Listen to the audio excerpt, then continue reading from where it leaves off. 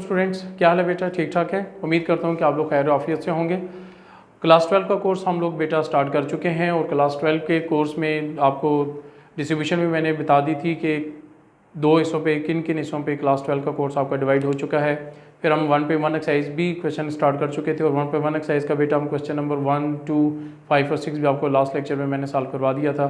और last time हम लोगों ने टाइप्स ऑफ फंक्शन के मतलब ये बात पढ़ चुके थे कि अलजेब्राइक फंक्शंस होते हैं और ट्रांसेंडेंटल फंक्शंस होते हैं। तो आज अलजेब्राइक फंक्शंस की टाइप्स हम प्रीवियस लेक्चर में बेटा डिस्कस कर चुके थे कि उसमें फंक्शंस किस टाइप के होते हैं। आज हमारे पास जो था, हमारे पास ट्रांसेंडेंटल फंक्शंस है हमारे पास, उसमें जिस टाइप को हम लोग डिस्कस करने जाएंगे, जो हमारा आज मेन टारगेट है इस लेक्चर का, वो ये है कि पैरामीट्रिक फंक्शंस क्या होते हैं और इस टॉपिक से रिलेटेड आपके जो क्वेश्चंस होंगे बेटा हम उसको सॉल्व करेंगे। तो आते हैं, देखते हैं पहले कि पैरामीट्रिक फंक्शंस क्या हैं। तो सबसे पहले देखें कि sometimes a curve is described by expressing both x and y as a function of a third variable t and theta. Means इससे पहले आप लोगों ने जो बात पढ़ी होती है फंक्शंस का मतलब आपने देखा होगा कि दो ही हमारे पास वेरिएबल होते हैं, एक इंडिपेंडेंट वेरिएबल होता है, एक डिपेंडेंट वेरिएबल हमारे पास होता है। आज हम ये बात कह रहे हैं कि जो हमारे पास दो वेरिएबल हैं वो एक थर्ड वेरिएबल के साथ कनेक्टेड होंगे। अब वो जो दो वेरिएबल जो थर्ड वेरिएबल के साथ कनेक्टेड होते हैं उसकी मेन शर्त ये है कि वो सेम वेरिएबल के साथ कनेक्टेड होना चाहिए। फॉर एग्जाम्पल अगर हम ये कह देते हैं कि x है वो फंक्शन ऑफ t है तो फिर y को भी फंक्शन ऑफ t होना चाहिए। लेकिन बेसिक हमारा जो फोकस है y is function of x हमने बनाना है। तो अब लेकिन x भी फंक्शन ऑफ t होगा और y भी फंक्शन ऑफ t होगा। ये जो x फंक्शन ऑफ t या y फंक्शन ऑफ t होगा ये पैरामीट्रिक फंक्शन हमारे पास हो जाएगा। या x और y एक थर्ड वेरिएबल अगर सपोज करेंगे थीटा के साथ अगर कनेक्टेड होता है तो x ऑफ थीटा भी हम उसे कह सकते हैं, y ऑफ थीटा भी हम उसको कह सकते हैं। इसका मतलब ये होगा कि हमारे पास ये दोनों के दोनों फंक्शंस x और y जो वेरिएबल है हमारे पास ये वेरिएबल थीटा के साथ कनेक्टेड हो जाएंगे। फॉर एग्जांपल हम ये कहते हैं कि which is called a parameter, जो कि t एंड थीटा हमारे पास क्या हो जाएंगे, पैरामीटर हो जाएंगे। और इसी पैरामीटर से जो इक्वेशन हमारे पास जनरेट हो जाएगी बेटा वो बेसिकली क्या कहलाएगी, पैरामीट्रिक इक्वेशन हमारे पास कहलाएगी। फॉर एग्जांपल हम ये बात कहते हैं x is equal to f of t है हमारे पास and y is equal to g of t है हमारे पास। तो फिर हम यहाँ पे ये देखते हैं x is equal to f of t एक हमारे पास पैरामीट्रिक इक्वेशन होगी and y is equal to g of t हमारे पास एक और पैरामीट्रिक इक्वेशन होगी। लेकिन हम इन दोनों इक्वेशंस को सॉल्व करेंगे और दोनों इक्वेशन को सॉल्व करने के बाद हम लोग यहाँ से इसको एक न्यू फंक्शन में कन्वर्ट कर चुके होंगे जो कि हमारा ओरिजिनल फंक्शन होगा, जिसे हम कहेंगे y is F of x के बराबर होगा, जो हम ऑलरेडी पढ़ चुके हैं। तो इस टाइप के जो फंक्शंस होंगे हमारे पास, इस टाइप की जो इक्वेशंस होंगी वो पैरामीट्रिक इक्वेशन होंगी और इसको हमने कनेक्ट करवाना है x इंटू वाई के साथ। फॉर एग्जांपल सबसे पहली जो पैरामीट्रिक इक्वेशन अगर हम लोग देखते हैं वो क्या है, अगर सपोज करें कि हम ये कह देते हैं कि x इज इक्वल टू अगर हमारे पास आ जाए ए टी स्केयर और y इज इक्वल टू अगर हमारे पास आ जाता है यहाँ पर ए टी, तो आपको ये बात पता होनी चाहिए ये दोनों की दोनों पैरामीट्रिक इक्वेशंस हैं जो कि एक थर्ड वेरिएबल t के साथ कनेक्टेड है बेटा। अब जब हम इसको सॉल्व करेंगे तो ये इक्वेशन ऑफ पैराबोला बन जाएगी। अब ये इक्वेशन ऑफ पैराबोला क्या है, कॉनिक सेक्शन में हम लोग डिटेल से डिस्कस करेंगे बेटा। इसी तरह अगर हम एक और पैरामीट्रिक इक्वेशन की एग्जाम्पल लें तो हमारे पास क्या आ जाता है, अगर सपोज करें कि x इज इक्वल टू हमारे पास आ जाए a cos of t and y is equal to अगर हमारे पास आ जाए a sin ऑफ t, तो ये बेसिकली हमारे पास इक्वेशन ऑफ सर्कल को जनरेट कर देगा जब हम इन दोनों को सॉल्व करेंगे। आगे हम इसके बाद ही डिटेल के साथ इनको सॉल्व करेंगे तो वहाँ पर पॉइंट आपका क्लियर हो जाएगा। इसी तरह अगर एक और एग्जांपल अगर हम ले लें पैरामीट्रिक, ये माइंड में रखिएगा ये दोनों की दोनों पैरामीट्रिक इक्वेशंस है, ये दोनों की दोनों पैरामीट्रिक इक्वेशंस हैं। टारगेट क्या है पैरामीट्रिक इक्वेशंस में, पैरामीट्रिक इक्वेशंस का टारगेट ये होता है कि जो थर्ड वेरिएबल इन्वॉल्व होता है, सिंपल हमारा काम ये होता है कि हमने थर्ड वेरिएबल को एलिमिनेट करना होता है। जब हम थर्ड वेरिएबल को एलिमिनेट करेंगे तो डेफिनेट सी बात हमारे पास दो वेरिएबल बच जाएंगे। फॉर एग्जाम्पल यहाँ पर जो वेरिएबल यूज़ हो रहा है वो कौन सा वेरिएबल यूज़ हो रहा है, पैरामीटर क्या यूज़ हो रहा है, t। जब हम यहाँ से 1 एंड 2 से t को एलिमिनेट करेंगे तो हमारा फंक्शन बन जाएगा y और x की फॉर्म में, यहाँ पर भी फंक्शन बन जाएगा y और x की फॉर्म में। t वेरिएबल हमारा जो पैरामीटर के तौर पर यूज़ हो रहा है वो एलिमिनेट हो जाएगा। अब थर्ड टाइप अगर हम इसकी ले लें तो x इज इक्वल टू हमारे पास आ जाता है a into cos of theta, y is equal to अगर हमारे पास आ जाता है यहाँ पर b into sine of theta. अब अगर हम यहाँ पर ये वाले देखें, इसको जब हम सॉल्व करेंगे तो यहाँ पर वेरिएबल कौन सा इन्वॉल्व हो रहा है, थीटा वेरिएबल इन्वॉल्व हो रहा है। इसका मतलब हमारा टारगेट ये है कि हम यहाँ पे थीटा को एलिमिनेट करेंगे। जब हम यहाँ से थीटा को बेटा एलिमिनेट करेंगे तो एक्स और वाई की फॉर्म में एक फंक्शन हमारे पास जनरेट हो जाएगा। वो जो फंक्शन होगा इनको सॉल्व करने के बाद वो बेसिकली हमारे पास क्या बन जाएगा, एलिप्स बन जाएगी। कॉनिक सेक्शन में पैराबोला, सर्कल, एलिप्स को हम डिटेल से पढ़ेंगे बेटा। इसके बाद फोर्थ फॉर्म जो इसकी बन जाती है वो क्या है, सपोज करें कि अगर हमारे पास आ जाता है x is equal to a sec theta आ जाए and y is equal to b tan theta अगर हमारे पास आ जाए, तो ये भी हमारे पास बेसिकली पैरामीट्रिक इक्वेशंस हैं। इसमें भी जो पैरामीटर यूज़ हो रहा है बेटा, वो पैरामीटर क्या यूज़ हो रहा है, थीटा यूज़ हो रहा है। जब हम बेटा थीटा को सॉल्व करेंगे, क्लियर होगी सारी बात, मीन्स के थीटा को एलिमिनेट करेंगे तो यहाँ से जो न्यू इक्वेशन हमारे पास जनरेट हो जाएगी वो इन टर्म्स ऑफ y और s की फॉर्म में आ जाएगी, वो बेसिकली हमारे पास हाइपरबोला बन जाएगी। आइए बेटा इससे रिलेटेड पे क्वेश्चन को सॉल्व करते हैं। आपकी बुक का क्वेश्चन जो बेटा बनता है, क्वेश्चन नंबर 7 आपका बनता है, वो अभी हम सॉल्व करने जा रहे हैं। और ये इसका फर्स्ट पार्ट, थर्ड पार्ट और इसका फोर्थ पार्ट, ये बेसिकली आपका क्वेश्चन नंबर 7 ही बनता है हमारे पास। तो आइए क्वेश्चन नंबर 7 को सॉल्व करते हैं। लेकिन एक दफ़ा फिर मैं आपको बता दूं हमारा टारगेट क्या है पैरामेट्रिक इक्वेशन को सॉल्व करने का, कि उसके अंदर जो वेरिएबल इन्वॉल्व होता है, थर्ड वेरिएबल जो इन्वॉल्व होता है एज अ पैरामीटर के तौर पे बेसिकली हमने उसको ही एलिमिनेट करना होता है। आए क्वेश्चन नंबर आप अपनी बुक का बेटा पेज नंबर 11 ओपन कीजिएगा, उसका क्वेश्चन नंबर 7 है और क्वेश्चन नंबर 7 का फर्स्ट पार्ट हम लोग बेटा सॉल्व करने जा रहे हैं। तो मैं क्वेश्चन नंबर 7 वाइट बोर्ड पे लिख देता हूँ, आप अपनी बुक से देख लें बेटा, उसी को हम लोग सॉल्व करते हैं अभी।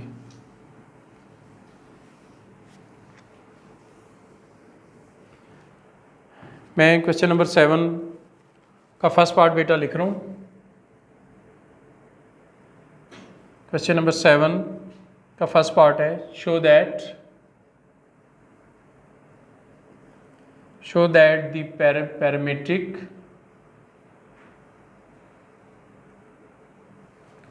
the parametric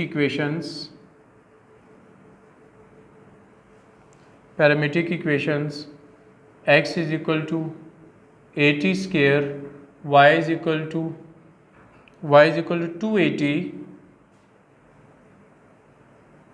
y is equal to 280 represent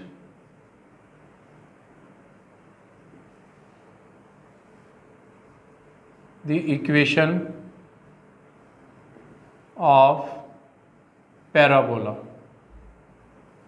parabola equation को बेटा रिप्रेजेंट करता है और उसकी इक्वेशन उसने हमें बता दी है कि पैराबोला की इक्वेशन क्या बनती है। इसको हमने सॉल्व करना है कि ये हमारे पास बन जाता है y square is equal to हो जाएगा 4ax हमारे पास आ जाएगा। अब हम इसको सॉल्व करते हैं। ये इसका बेटा फर्स्ट पार्ट है जो भी मैंने आपको सॉल्व कराया, तो मैं इसका फर्स्ट पार्ट आपको बेटा सॉल्व करवा देता हूँ। तो इसका सेकंड और थर्ड पार्ट फिर आप लोग उम्मीद करता हूँ कि इस फर्स्ट पार्ट को देखने के बाद इसका सेकंड और थर्ड पार्ट आप लोग खुद से उसको सॉल्व कर सकेंगे। हमारा काम बहुत आसान है। मैंने अभी आपको क्या बात बताई थी, जो हमें पैरामेट्रिक इक्वेशन दे दी जाती हैं वहाँ पे जो वेरिएबल इन्वॉल्व होता है, हमारा एक्चुअल टारगेट ये है कि हम उस वेरिएबल को एलिमिनेट करेंगे। तो अब हम इसका सोल्यूशन देखते हैं बेटा। हमें एक इक्वेशन दे दी गई है x is equal to at square, equation number 1 हो जाएगी हमारे पास, जबकि y इज इक्वल टू हमारे पास क्या बन जाता है यहाँ पर 280। इसको अगर हम इक्वेशन नंबर 2 का बेटा नाम दे देते हैं, तो अब हमारा मेन जो टारगेट है वो ये है कि हम यहाँ से क्या काम करेंगे, इक्वेशन नंबर 1 और इक्वेशन नंबर 2 को ऐसे सॉल्व करें कि हम यहाँ से t को एलिमिनेट करना चाहते हैं। अब इसको सॉल्व करने के दो मेथड हैं। पहला मेथड क्या है, मतलब बहुत से मेथड हैं इसको सॉल्व करने के लिए। अगर टारगेट क्या है आपका, टारगेट ये है कि किससे आप इजीली थर्ड वेरिएबल का आंसर जनरेट कर सकते हैं। फॉर एग्जांपल अगर हम यहाँ पर थर्ड वेरिएबल जो पैरामीटर के तौर पर यूज़ हो रहा है, फॉर एग्जांपल यहाँ पे t है, अगर मैं यहाँ से t का आंसर निकालूंगा तो t स्क्वायर आएगा जो कि x ओवर a आएगा। यहाँ से अगर मैं t का आंसर निकालूंगा तो क्या हो जाएगा, y ओवर 2a मेरे पास बन जाएगा। चूँकि ये t स्क्वायर है, इस t की वैल्यू को उठा के मैं यहाँ पर भी पुट कर सकता हूँ। अदरवाइज़ क्या हो सकता है, हमारे पास एक और फॉर्म क्या बन सकती है कि ये भी t स्क्वायर बना दूँ, 2 ओवर a को इधर डिवाइड करवा दूँ, ये भी t स्क्वायर बना दूँ, तो इक्वेशन नंबर 3 एंड 4 दोनों को कंपेयर करवा दूंगा तब भी उसका आंसर आ जाएगा हमारे पास। तो दोनों के दोनों मेथड वैलिड है, जो आपको इजी लगता है आप उसको सॉल्व कर सकते हैं। इक्वेशन नंबर 2 को सपोज करें कि मैं लेके जा रहा हूँ। इक्वेशन नंबर 2 है मेरे पास y इज इक्वल टू 280। यहाँ से अगर हम y डिवाइडेड बाई 2a कर दें और इसको हम यहाँ पे t लिख देते हैं, और इसको अगर मैं इक्वेशन नंबर 3 का नाम दे दूँ, और ये जो t का आंसर है अगर मैं इक्वेशन नंबर 1 में पुट कर देता हूँ बेटा, तो मैं यहाँ पर क्या बात लिख देता हूँ कि using equation number 3 in equation number 1। Equation number 3 को बेटा अगर हम इक्वेशन नंबर 1 में पुट कर देते हैं तो हमारे पास फिर क्या आ जाएगा, यहाँ पर x is equal to a into मेरे पास यहाँ पर क्या हो जाएगा y डिवाइडेड बाई 2a का होल स्क्वायर, क्योंकि t के ऊपर स्क्वायर है तो यहाँ पे तो हमारे पास सिर्फ t का आंसर था, वो हमने यहाँ पर पुट कर दिया। तो क्या बन जाएगा, x is equal to a into y का स्क्वायर डिवाइडेड भी क्या हो जाएगा हमारे पास 4a स्क्वायर हो जाएगा। अब क्या होगा हमारे पास, ये a स्क्वायर को कैंसिल आउट कर देगा, यहाँ पे क्या बच जाएगा 4a इस तरफ मल्टीप्लाई हो जाएगा तो क्या हो जाएगा 4ax is equal to y का स्क्वायर, और हम यहाँ पर ये भी लिख सकते हैं कि y का स्क्वायर बराबर है 4ax। अब अगर आप क्वेश्चन पे फोकस करें तो उसने क्या कहा था, x is equal to 80 square और y is equal to 280 represent the equation of parabola. ठीक है ना, इक्वेशंस ऑफ पैराबोला, ये इक्वेशन ऑफ पैराबोला को रिप्रेजेंट करते हैं। तो यहाँ पर अगर आप देखें तो एट दी एंड जो हमारे पास फाइनल आंसर आ चुका है, क्या ये पैराबोला की इक्वेशन आ गई या नहीं आ गई।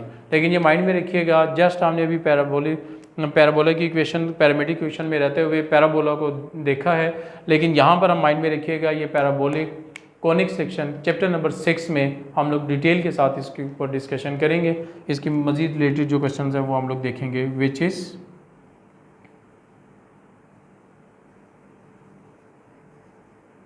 रिक्वायर्ड इक्वेशन ऑफ पैराबोला, जो कि हमारे पास रिक्वायर्ड इक्वेशन ऑफ पैराबोला बनती है। इसी तरह अभी चलिए मैं इसका आपको सेकंड पार्ट भी बेटा सॉल्व करवा देता हूँ। सेकंड पार्ट को हम लोग देखते हैं, ठीक है, सेकंड पार्ट को देखते हैं हम। तो सेकंड पार्ट में जो चीज़ चेंज आएगी सिर्फ मैं उसी को चेंज कर रहा हूँ, बाकी क्वेश्चन हमारा सेम एज इट इज़ रहेगा। हमारे पास सेकंड पार्ट में जो है हमारे पास x is equal to a cos theta b sin theta represents the equation of parabola. Parabola की बजाय ये इक्वेशन ऑफ एलिप्स बन जाएगी हमारे पास, represent the equation of ellipse. और इक्वेशन ऑफ एलिप्स क्या है, x का स्क्वायर ओवर a का स्क्वायर y का स्क्वायर ओवर b का स्क्वायर इज इक्वल टू 1 के बराबर आ जाएगा हमारे पास, इज इक्वल टू क्या बन जाएगा हमारे पास 1। अब क्वेश्चन सेम देखें, क्वेश्चन की थीम वही है कि अब यहाँ पर वेरिएबल क्या इन्वॉल्व हो रहा है, थीटा। इसका मतलब है इक्वेशन, इन दोनों इक्वेशन को हम इस तरीके से सॉल्व करेंगे कि यहाँ पे जो third variable as a parameter के तौर पर यूज़ हो रहा है वो एलिमिनेट हो जाए। जब वो एलिमिनेट हो जाएगा तो उसके बाद ये फॉर्म हमने जनरेट कर देनी है, और ये इक्वेशन ऑफ एलिप्स है हमारे पास बेटा। Chapter number 6 once again conic section में हम लोग इस पर डिटेल से डिस्कशन करेंगे। आइए इसका सोल्यूशन देखते हैं। x is equal to a cos theta, ये इक्वेशन नंबर 1 हमें दी हुई है बेटा। y is equal to b into sine theta, ये इक्वेशन नंबर 2 हमें दे दी गई है। ठीक होगी बात, बहुत आसान सा मेथड है इसको सॉल्व करने का। यहाँ पे देखें a cos थीटा है, यहाँ पे देखें b साइन थीटा है। हम क्या करते हैं, a को इसके नीचे डिवाइड कर देते हैं, b को y के नीचे। अब आप कैसे ये बात याद रखेंगे कि इसके नीचे डिवाइड करेंगे, जो आपने प्रूफ करना है उस प्रूफ में देखें क्या x के नीचे a डिवाइड हो रहा है, y के नीचे देखें क्या b डिवाइड हो रहा है। एक बात याद रखने के लिए।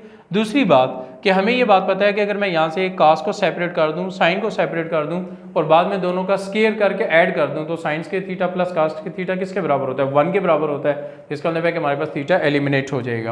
अब हम यहाँ पर मज़ीद देखते हैं कि अगर मैं इसको लिख सकता हूँ x is equal to a, तो मैं इसको बना सकता हूँ cos थीटा, इसको अगर आप इक्वेशन नंबर 3 का नाम दे दें, और इसको बेटा बना दें y over b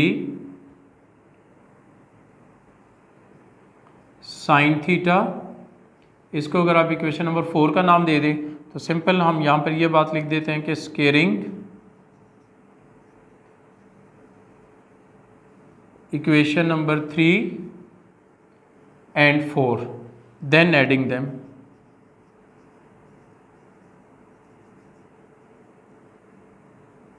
equation number 3 and 4 को हम लोग क्या कर देते हैं, स्केयर कर देते हैं, और फिर उसके बाद बेटा ऐड कर देते हैं। तो हमारे पास फिर क्या आ जाएगा, x ओवर a का square plus y over b का square is equal to cos square theta plus हमारे पास क्या बन जाएगा, साइन स्केयर थीटा। मीन्स कि हमने लेफ्ट हैंड साइड को आपस में स्केयर करके ऐड कर दिया और राइट हैंड साइड को स्केयर करके ऐड कर दिया। तो अब हमारे पास फिर क्या बन जाएगा, यहाँ पर फाइनल इक्वेशन x का स्केयर ओवर y का स्केयर ओवर a का स्केयर, सॉरी x का स्केयर ओवर a का स्केयर, y का स्केयर अगर बी का स्क्वायर, आपको ये बात तो पता है बेटा, 9th 10th में आप पढ़ चुके हैं, कास के थीटा प्लस साइंस के थीटा किसके इक्वल हो जाएगा, 1 के इक्वल हो जाएगा। और यही हमारे पास अगर आप देखें तो जो बेटा हम लोगों ने प्रूफ करना था, क्या यही बात हम लोगों ने प्रूफ करनी थी या नहीं करनी थी, which is equation of ellipse.